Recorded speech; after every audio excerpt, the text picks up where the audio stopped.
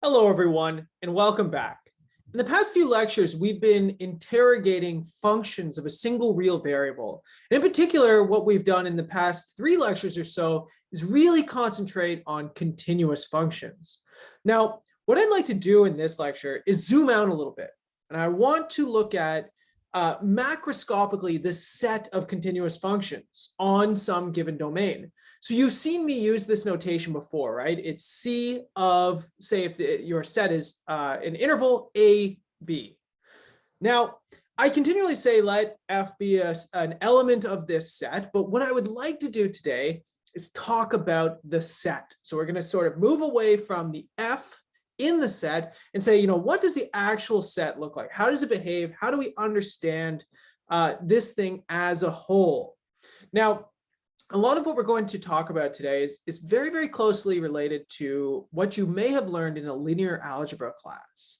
And you'll see exactly where this comes from as we start moving through the definitions and the results here. But this is what we're going to introduce today is what's called an vector space. So it's an abstract collection of quote unquote vectors. In our case, the vectors are going to be functions, in particular continuous functions. But the general basis here is that a vector space is composed of these vectors, these abstract things. They could be actual vectors like from calculus or linear algebra, or they could be functions in our case. And you can sort of add them together and you can create combinations and talk about, sort of how big they are in terms of maybe the length of a vector. And you're going to see that we can abstract this all into the space of real numbers. Now, this is going to be potentially your introduction to sort of higher level mathematics, because typically mathematicians aren't necessarily interested in individual functions. As you've seen throughout this class, we like big statements that apply to massive ranges of functions, right? We talk about all continuous functions. And so what we're doing here is trying to understand the space that continuous functions live in. So let's go ahead. We've got some very long definition to start with, and this is going to be the definition of a vector space. Okay, so this is going to be similar to an Archimedean ordered field and also similar in length. So bear with me here. Now we'll call this thing a vector space. I don't want you to get hung up on the term vector too much here. Vector is actually an abstract mathematical terminology.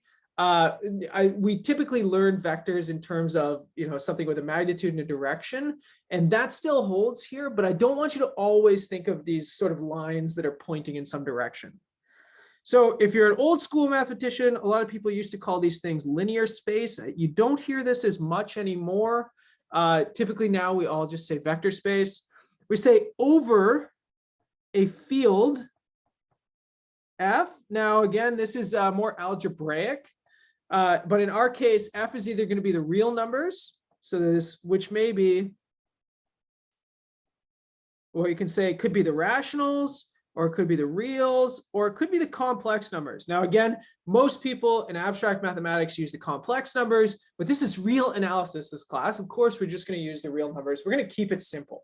If you want to get more complicated, I recommend checking out functional analysis. That's sort of where this stuff naturally branches into. And this thing is a set V of elements, which we call vectors. So of course, the elements of a vector space are vectors. Again, just abstract notation that is equipped with 2 operations. So this is an algebraic property with 2 operations, and that is addition of vectors. So you have some way of adding 2 vectors together, and multiplication of vectors by scalars, and that is from the field. Scalars from F. Okay, so that's why we need a field here. You need to say, you know, are you stretching it by a rational number? Are you stretching it by a real number? Or are you stretching it by a complex number, right? And so again, we're gonna avoid the complex situation here. You can always just think of these things over the real numbers if that's what helps you. And we say the following axioms must be satisfied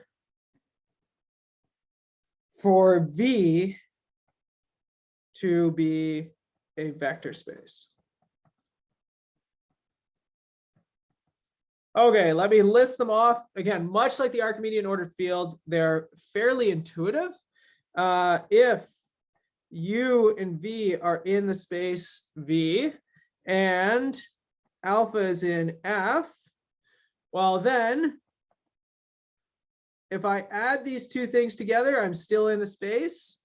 And if I multiply a vector by a scalar, I'm still in the space. Okay, so that's pretty intuitive. If U and V belong to V, well, again, very intuitive. Adding them doesn't really matter what order you're using. So this is a commutativity of the vector addition. U plus V is equal to V plus U. Again, think of real numbers. 2 plus 3 is equal to 3 plus 5. Again, very, very similar to the Archimedean ordered field, except this time we don't have an ordering. So 3, if U, V, and W are in V, then U plus V plus W is equal to U plus V plus W. Again, double check that with the Archimedean ordered field. This is associativity of vector addition. So it doesn't really matter the order that you add things together. 1 plus 2 plus 3. It doesn't matter if you do 1 and 2 first or 2 and 3 first. There exists a unique, now, this is going to be a vector. We typically in mathematics just denote it by 0. So I say some element 0 in V, and I'll talk about this more in the context of functions momentarily, such that if you add this to any vector, you get that vector back.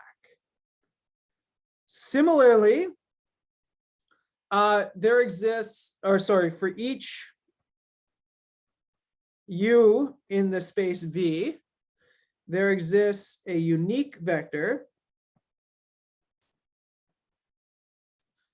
minus U in V, such that minus U plus U is equal to 0, right? So again, think of this in terms of vectors, like in the real spaces, you sort of go forward, and then the minus U vector tells you you go backwards in the same direction, in the opposite direction with the same length, right? So you've seen this, I imagine.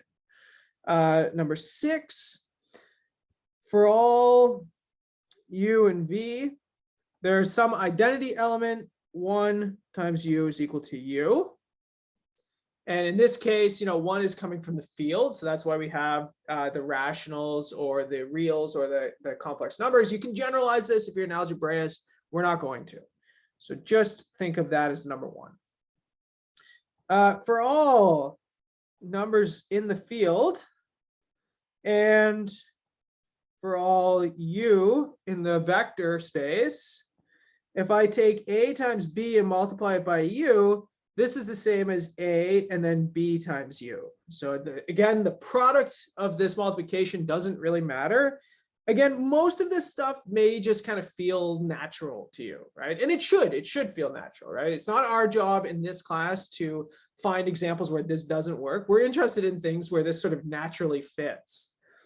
And so finally, for all A and B in the field and U and V in the vector space, A and then U plus V is equal to AU plus AV. So distributivity problem, and A plus B times U is equal to AU plus BU.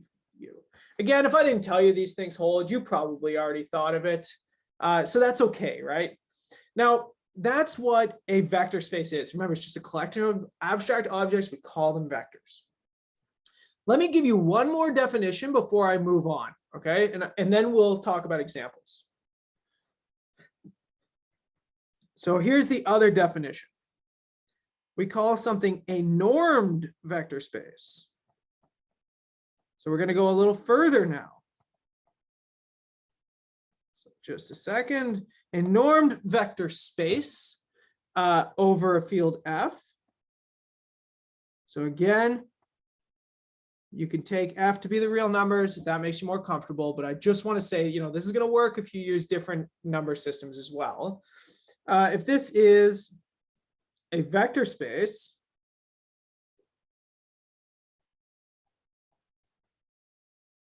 equipped with a real valued function called a norm, hence the term normed vector space, called a norm. And we typically denote it by these two lines on either side of the thing you're putting into it. And this satisfies, so provided for all u and v, and for all scalars in F, we have the following three things satisfied by a norm, okay? So again, bear with me, I am bombarding you with definitions, but if you put a number, if you put a vector into this norm, you get something that is non-negative. And this thing only is zero if and only if you put in the zero vector. So similarly, if you stretch or compress a vector by an element of the field, well, that is the same as stretching or compressing the norm by the absolute value. And so similarly, number 3 is the triangle inequality.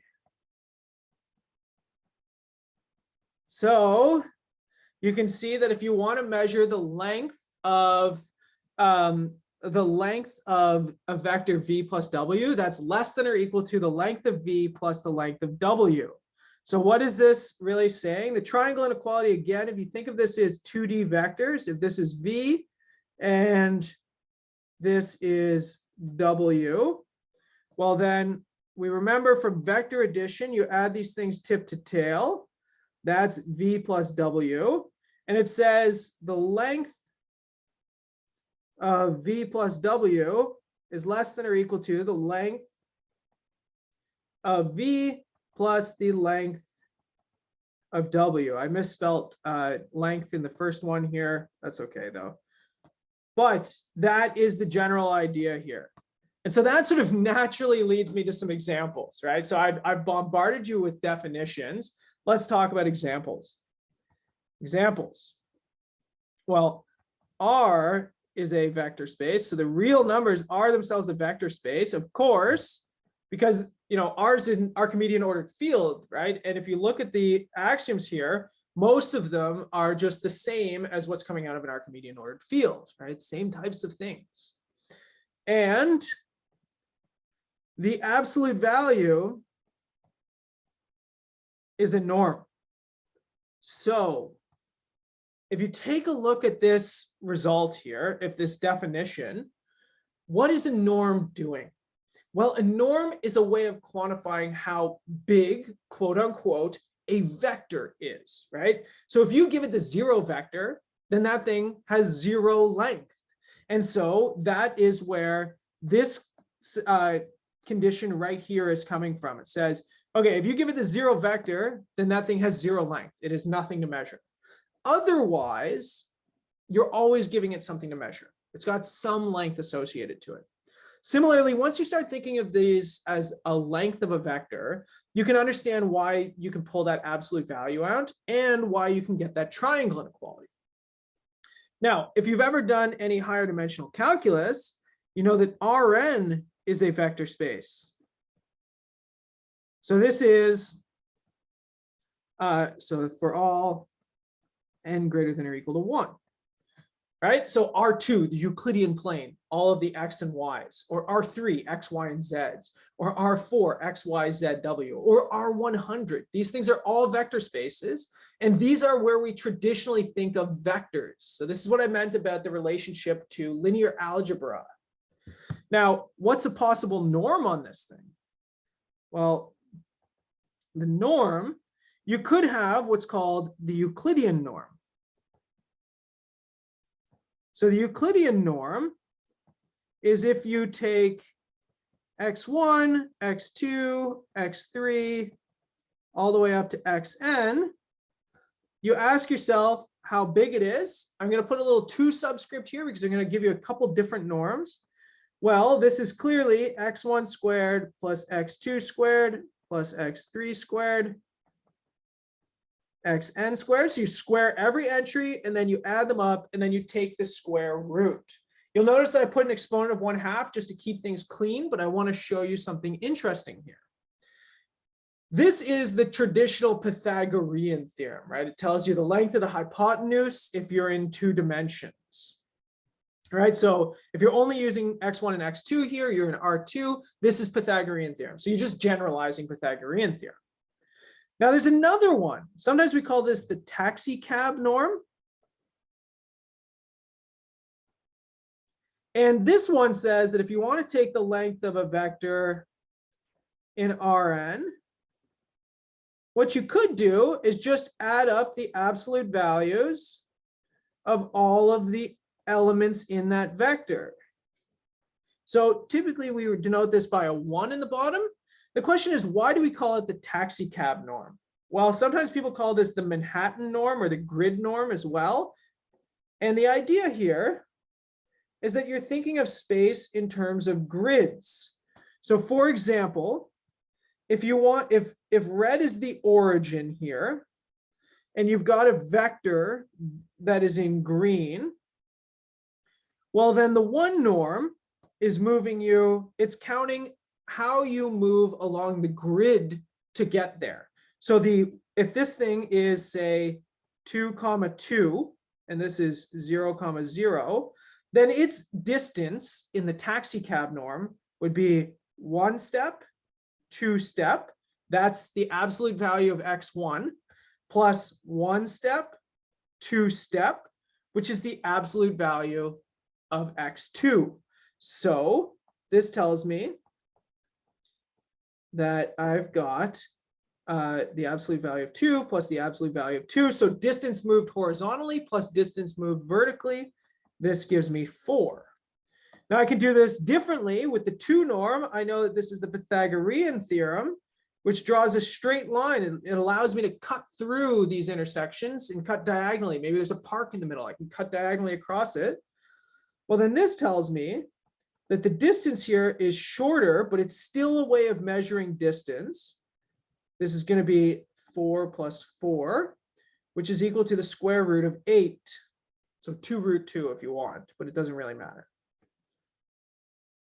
Okay, so then I want to just show you that there's actually infinitely many norms, right? So it's not like a unique thing. I've given you 2 different ways of measuring distance. It depends on your application.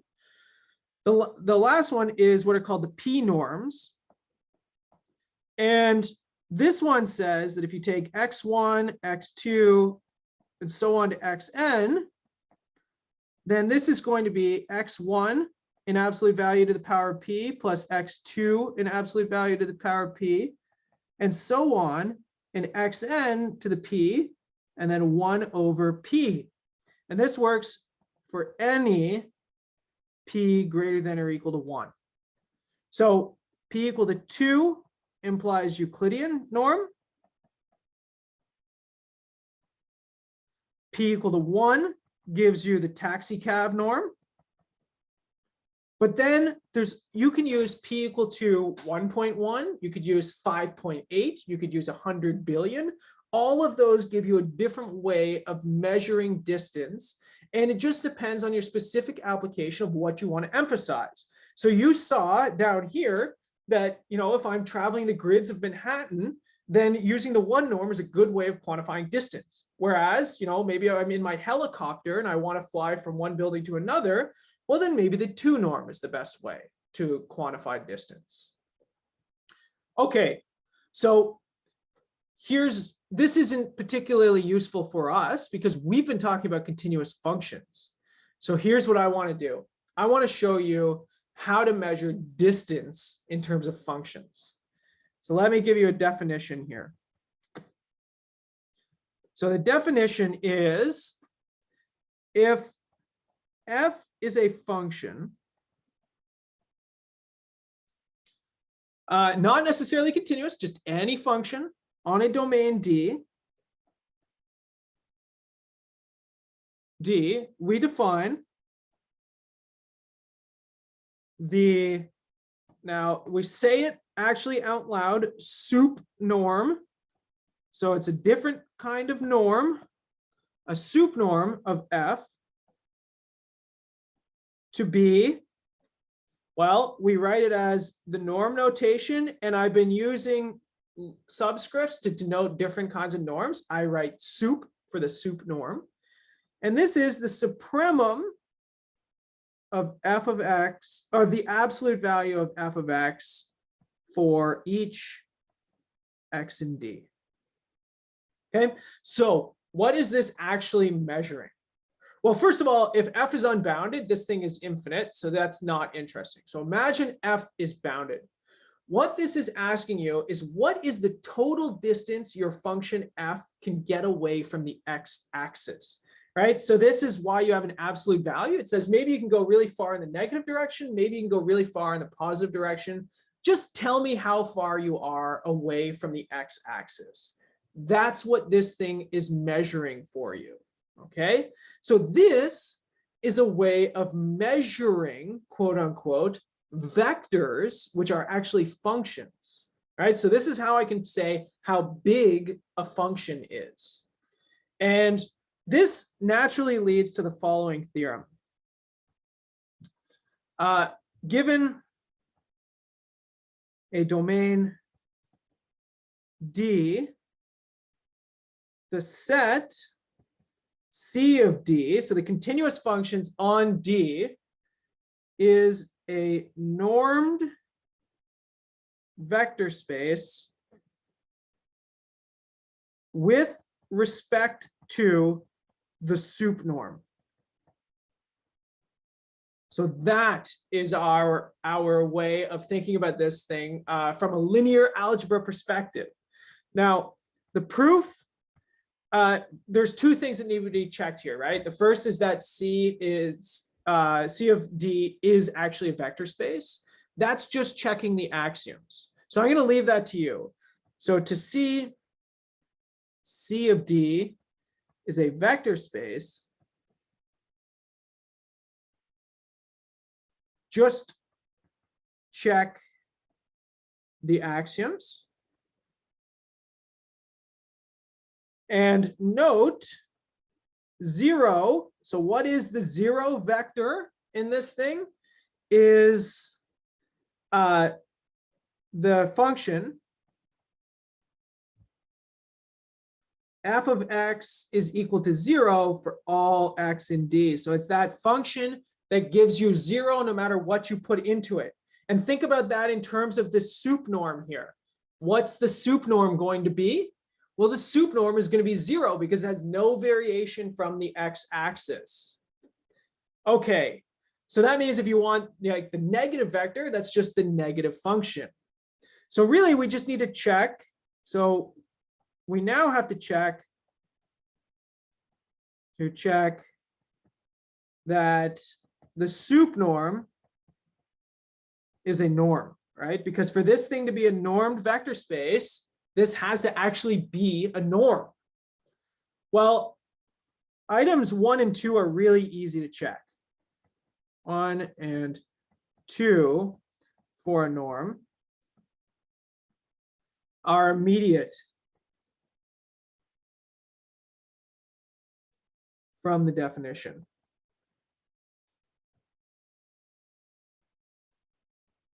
Of the sup norm. right? So this is just coming from the fact that the sup-norm is defined in terms of the absolute value of a function. So that's okay, right? We can do that. That means that we really just have to do the third item, which is the triangle inequality. So we have to show that this thing has its version of the triangle inequality. So let's consider that for all x in D, we have, well, what do we have? If we take two functions and add them together, and we ask ourselves, what is the absolute value of this thing? This, because this is just at a single point, this is now just the regular absolute value. And so that is from the very first lecture, we know that we've got the triangle inequality. But since we're asking for the supremum over all x in D, whatever the value is at a specific f has to be smaller than or equal to its supremum. Even if the supremum is infinite, that's fine. Similarly, for G, you get the same thing. But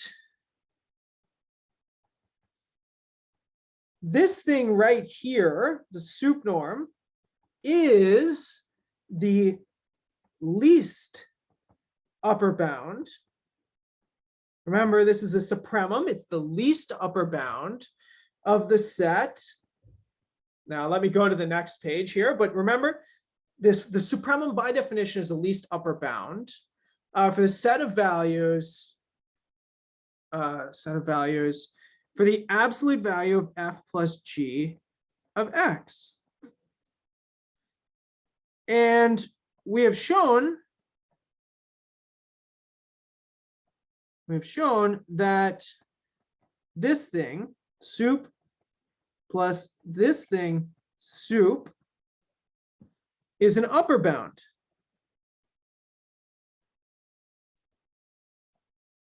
Right, so we have an upper bound, and we already know the least upper bound. While the least upper bound is smaller than any upper bound, smaller than or equal, which gives the triangle inequality.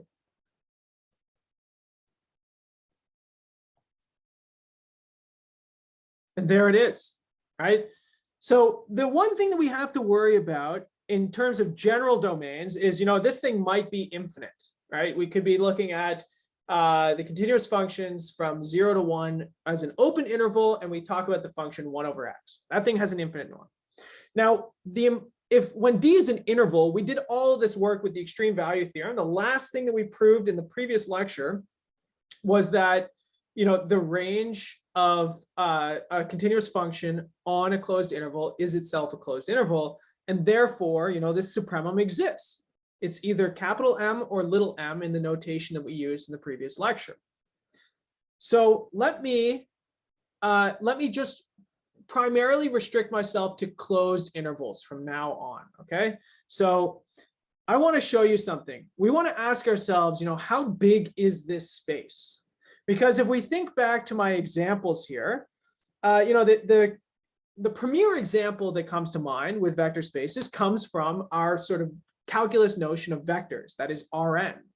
And what we know about Rn is that it's finite dimensional. It is n-dimensional. It has as many independent directions as that exponent there, n. That's why we can use a coordinate system, x1, x2, x3, all the way up to xn to describe it. Now, if you've taken a linear algebra class, you know that you don't have to describe this in terms of perpendicular directions. It doesn't really matter. But the fact is, you need exactly n vectors that are linearly independent to describe this, to describe any point in the space. Well, then we can ask since we have this theorem here that this is a norm vector space, we can ask ourselves, what is the dimension of this space? Well, here it is. This is a cool little application of some linear algebra, but C of AB is infinite dimensional. So this is very unlike, infinite dimensional.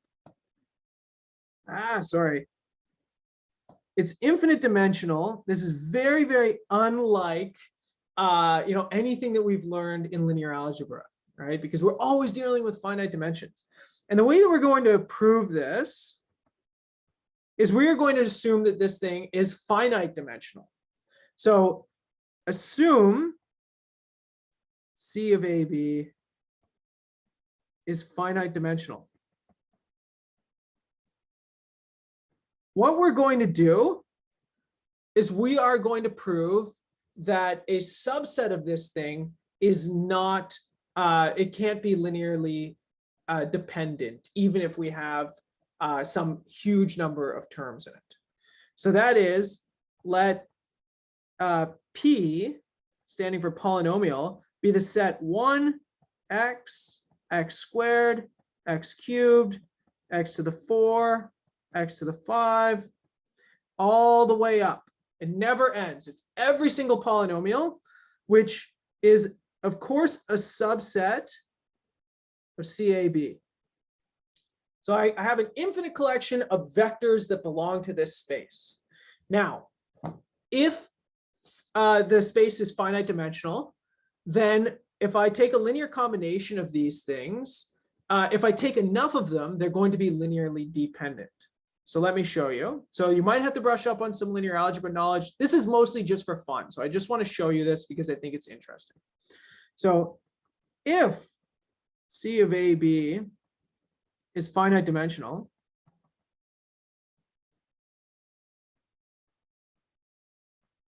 then there exists an n such that this set 1, x, x squared, x cubed, all the way up to xn, which is a subset of P, which is, of course, a subset of the original set of continuous functions, is a linearly dependent set in this space.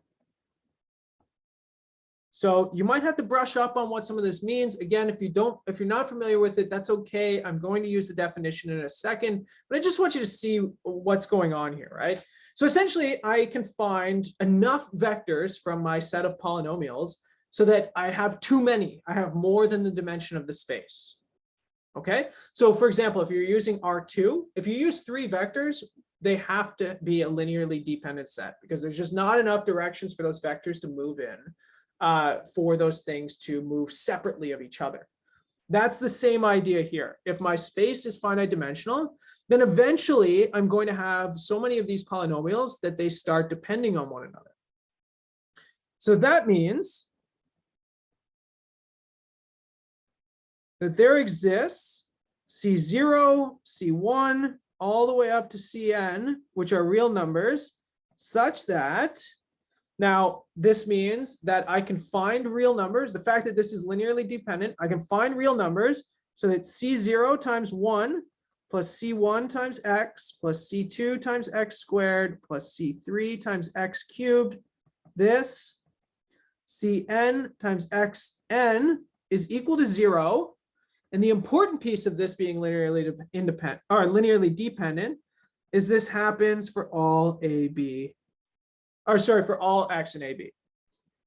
Now, here's what you should do. You should pause the video and ask yourself, why is this not going to work? What's the issue here? Now, I will ruin the surprise, but this is a polynomial, right? You have fixed coefficients in front of this thing. This is a polynomial, and it's an n-degree polynomial. So this is an, at most, right? It's possible Cn is 0, n-degree polynomial. And we know, so and from the fundamental theorem of algebra, you might not know this by name, but you probably know what it says. It says that a polynomial of degree n can have at most n roots. This polynomial can only have at most n distinct roots in AB. Hence, Now, I said that every x in that interval is going to be a root. That's impossible. Hence, the only way that this set 1x all the way up to xn is linearly, or sorry, let's actually write this again. C0 plus C1x plus all the way up to Cn x to the n is equal to 0 is to have all of the C0s equal to 0.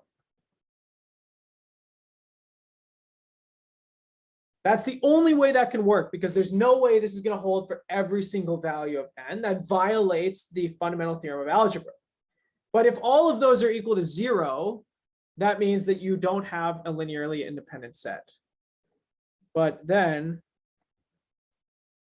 1x all the way up to xn is not linearly independent. A contradiction. Okay, so you might have to review your definition of linear independence, but it basically says you can create a linear combination with at least one non-zero coefficient. So I think I left that out up here, but so that when you add all these, when you take a linear combination of these vectors, you get 0. Okay, well, I assumed that, and I said, well, this is impossible. I have a polynomial, and by the fundamental theorem of calculus, the fundamental theorem of algebra, I cannot have that many roots here. Okay, that's an issue, right? Because that tells me that this is actually not a linearly independent set. Linearly dependent. Pardon me. That's an issue right there, right? And so, what does that mean? Well, that means that each one of these polynomials, 1x, x squared, x cubed, they all point in different directions, if you want to think of it that way. And since there's infinitely many polynomials or powers of x that reside in this space, there is therefore going to be sort of infinitely many directions to move in. Now, if you're familiar with power series, you've seen this kind of, because you can write some functions as infinite sums of these powers. That's kind of what's, that's the reason that works in some sense, is it comes from the fact that each one of these things is forming, as you keep adding them, a linearly independent set, and they're all pushing in different directions, sort of abstractly, inside this massive infinite dimensional space. So what we did in this lecture is we sort of zoomed out. We stopped talking about individual functions and properties of functions. We talked about the space that these functions reside in. And we saw some very, very abstract mathematics. We talked about what is a vector space. Now, you know vector spaces. You probably learned vectors at some point if you're watching this, and you know about the real vector spaces. Now, some of the things that you may not have known is I showed you that there are infinitely many ways to measure the length of a vector in those real spaces. That was the P norms, right? So I showed you the Euclidean norm, which you probably know, the taxicab norm, which might be new to you. And then I said, pick a value of P that's bigger than 1. I can still find a new way of describing distances. Now, of course, this wasn't directly relevant to everything that we wanted to talk about, but we saw that we can extend this to talk about the vector space of continuous functions on a domain D. And what is our norm, our way of asking ourselves how big a vector is? Well, it's the sup norm. It asks us, what's the wildest possible variation that my function can take from the x-axis? And why is it from the x-axis? Because the x-axis, the function f of x that always returns 0, is the origin of our vector space C of D. It is the 0 vector. It's the reference frame. You think of that thing sitting in the middle. And then what we showed is that there's infinitely many different directions that you can head out, because this is an infinite dimensional space. So it's something similar to what we talked about maybe in a linear algebra class, but now it's infinite dimensional. It's enormous, right? That tells us that there are a lot of continuous functions. And the last thing that we'll close with is you knew there's a lot of continuous functions, right? We did a lot of work in calculus probably before this, talking about continuous functions. You can name continuous functions until the end of time. In fact, I showed you, just the powers of x. Those things are all continuous, and they fill up so much space inside of this, inside of the space of continuous functions, that they themselves define an infinite dimensional set.